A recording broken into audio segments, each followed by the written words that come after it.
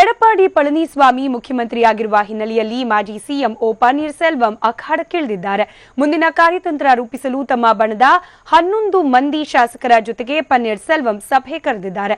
ತಮ್ಮ ನಿವಾಸದಲ್ಲಿ ನಡೆಯಲಿರುವ ಸಭೆಯಲ್ಲಿ ಮಹತ್ವದ ಚರ್ಚೆ ನಡೆಸಲಿದ್ದಾರೆ.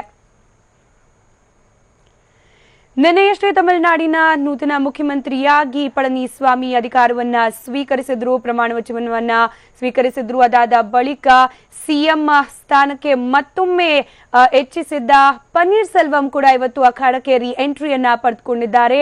ಮುಂದಿನ ಕಾರ್ಯತಂತ್ರ ಯಾವ ರೀತಿ ಇರಬೇಕು ಅನ್ನೋ ಕುರಿತಾಗಿ ಇವತ್ತು ಮಹತ್ವದ ಸಭೆಯನ್ನ ಪನ್ನೀರ್ಸೆಲ್ವಂ ನಡೆಸಲಿದ್ದಾರೆ. ನಿನ್ನೆ ತನಕ ಕೂಡ ಎಲ್ಲೊಂದು ಕ್ರಿಯಾಪಟ್ಟ ಮತ್ತೊಮ್ಮೆ ಅನ್ನೋ ಆಶಯವನ್ನ ಇಟ್ಕೊಂಡಿದ್ದ ಪನ್ನೀರ್ಸೆಲ್ವಂ ನಿನ್ನೆ ಇಡೀ ದಿನ ಯಾವುದೇ ರೀತಿಯ ಹೆಚ್ಚಿನ ಕಾರ್ಯಚಟುವಟಿಕೆಯಲ್ಲಿ ಭಾಗಿಯಾಗಲಿಲ್ಲ.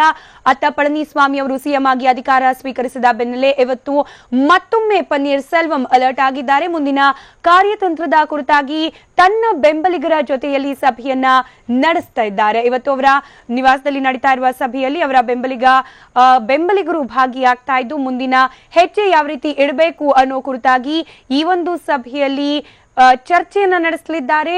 ಪನ್ನೀರ್ಸೆಲ್ವಂ ಬಣದ 11 ಮಂದಿ ಶಾಸಕರು ಪನ್ನೀರ್ಸೆಲ್ವಂ ಜೊತೆಯಲ್ಲಿ ಸಭೆಯನ್ನ ನಡೆಸಲಿದ್ದಾರೆ. ಪನ್ನೀರ್ಸೆಲ್ವಂ ನಿವಾಸದಲ್ಲಿ ಒಂದು ಮಹತ್ವದ ಸಭೆ ನಡೆಯಲಿದೆ.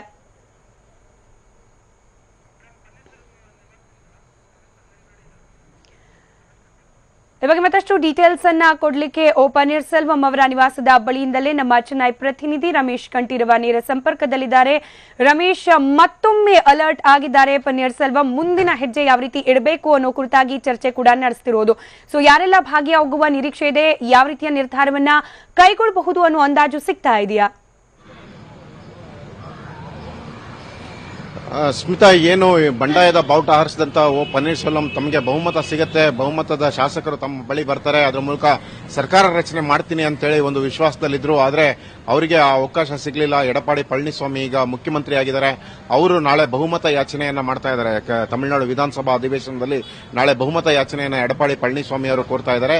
ಆ ಸಂದರ್ಭದಲ್ಲಿ ಏನು ಓ ಪನ್ನೀರ್ಸೆಲ್ವಂ ಅವರ ಬಣದಲ್ಲಿ ಸುಮಾರು 10ಕ್ಕೂ ಹೆಚ್ಚು ಶಾಸಕರಿದ್ದಾರೆ. ಅವರ ನಿಲುವು ಏನಿರಬೇಕು, ಅದೇ ರೀತಿಯಲ್ಲಿ ಈ ಬಹುಮತ ಯಾಚನೆ, ಈ ಒಂದು ವಿಶ್ವಾಸಮತ ಯಾಚನೆಯ ನಂತರದಲ್ಲಿ ಓ ಪನ್ನೀರ್ಸೆಲ್ವಂ ಬಣ ಯಾವ ರೀತಿಯಲ್ಲಿ ಜನರ ಮುಂದೆ ಹೋಗಬೇಕು, ಹೇಗೆ ಅಣ್ಣಾ ಡಿಎಂಕೆಯನ್ನ ರಕ್ಷಣೆ ಮಾಡೋದ್ರ ದೃಷ್ಟಿಯಲ್ಲಿ, ಅಂದ್ರೆ ಏನು ಓ ಪನ್ನೀರ್ಸೆಲ್ವಂ ಆರೋಪ ಮಾಡ್ತಿದ್ದಾರೆ, ಅಣ್ಣಾ ಡಿಎಂಕೆ ಪಕ್ಷ ಬಂದು ಶಶಿಕಲಾ ಅವರ ಕುಟುಂಬದ ಒಂದು ಕೈಗೊಂಬೆಯಾಗಿ ಆಗ್ತಾ ಇರ್ತಕ್ಕಂಥದ್ದು, ಅದರಿಂದ ಪಕ್ಷವನ್ನು ಉಳಿಸಬೇಕಾಗಿದೆ ಅನ್ನುವಂಥದ್ದು ಈಗ ಅವರ ಹೋರಾಟದ ಪ್ರಮುಖವಾದಂತಹ ಗುರಿ. ಆ ಹಿನ್ನೆಲೆಯಲ್ಲೇ ನಿನ್ನೆ ಅವರು ಜಯಲಲಿತಾ ಅವರ ಸಮಾಧಿ ಹತ್ರ ಹೋಗಿ ಆ ವಿಷಯವನ್ನ ತಿಳಿಸಿದ್ದಾರೆ. ಜನರ ಮುಂದೆ ನಾನು ಹೋಗ್ತಾ ಇದ್ದೀನಿ, ಅದಕ್ಕೋಸ್ಕರ ಒಂದು ಆಂದೋಲನವನ್ನ ಕ್ರಿಯೇಟ್ ಮಾಡ್ತೀನಿ ಅಂತೇಳಿ. ಸೊ ಈಗ ಅವರ ಮನೆಯಲ್ಲಿ ಈಗ ಎಲ್ಲ ನಾಯಕರುಗಳು ಈಗ ಸೇರ್ಕೊಂಡಿರ್ತಕ್ಕಂಥದ್ದು. ಏನು ಓ ಪನ್ನೀರ್ಸೆಲ್ವಂ ಅವರ ಬಣದ ನಾಯಕರಾದಂತಹ ಕೆಪಿ ಮುನಿಸ್ವಾಮಿ ಇರ್ಬೋದು, ನತ್ತಂ ವಿಶ್ವನಾಥನ್ ಇರ್ಬೋದು, ಮನೋಜ್ ಪಾಂಡ್ಯನ್ ಇರ್ಬೋದು, ಏನು ಸಂಸದ ಮೈತ್ರೇಯನ್, ಎಲ್ಲರೂ ಕೂಡ ಈಗ ಅವರ ಮನೆಯಲ್ಲಿ ಸೇರ್ಕೊಂಡಿದ್ದಾರೆ. ಅನೇಕ ವಿಷಯಗಳನ್ನ ಚರ್ಚೆ ಮಾಡ್ತಿದ್ದಾರೆ. ಮೊದಲನೇದು ಅವರ ಚರ್ಚೆಯಲ್ಲಿರ್ತಕ್ಕಂಥ ಪ್ರಮುಖ ವಿಷಯ, ನಾಳೆ ನಡೀತಾ ಇರತಕ್ಕಂಥ ವಿಶ್ವಾಸಮತ ಯಾಚನೆಯಲ್ಲಿ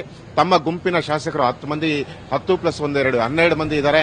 ಅವರು ಯಾವ ರೀತಿಯಲ್ಲಿ ಒಂದು ಮುಂದುವರಿಬೇಕು, ವಿಶ್ವಾಸಮತ ಯಾಚನೆ ವಿರುದ್ಧವಾಗಿ ಮತ ಹಾಕಬೇಕಾ, ಇಲ್ಲ ಮೌನ ವಹಿಸಬೇಕಾ, ಯಾವ ರೀತಿಯಲ್ಲಿ ಇರಬೇಕು ಅನ್ನೋದ್ರ ಬಗ್ಗೆ ಈಗ ಪ್ರಮುಖವಾಗಿ ಚರ್ಚೆ ನಡೆಸ್ತಾ ಇರತಕ್ಕಂಥದ್ದು. ಅದಾದ ನಂತರದಲ್ಲಿ ಏನು ಈಗ ಶಶಿಕಲಾ ಕುಟುಂಬ ಅಣ್ಣಾ ಡಿಎಂಕೆ ಪಕ್ಷವನ್ನ ಕಬಳಿಸ್ತಾ ಇದೆ, ಅದರ ವಿರುದ್ಧ ಒಂದು ಆಂದೋಲನವನ್ನ ಹೇಗೆ ಮಾಡುವಂತದ್ದು, ಅಣ್ಣಾ ಡಿಎಂಕೆ ಪಕ್ಷದ ಕಾರ್ಯಕರ್ತರನ್ನ ತಮ್ಮ ಬಣಕ್ಕೆ ದೊಡ್ಡ ಪ್ರಮಾಣದಲ್ಲಿ ಸೇರಿಸೋದಕ್ಕೆ ಏನೆಲ್ಲ ಕ್ರಮ ಕೈಗೊಳ್ಳಬೇಕು ಅನ್ನೋದ್ರ ಬಗ್ಗೆ ಚರ್ಚೆ ಮಾಡ್ತಾರೆ.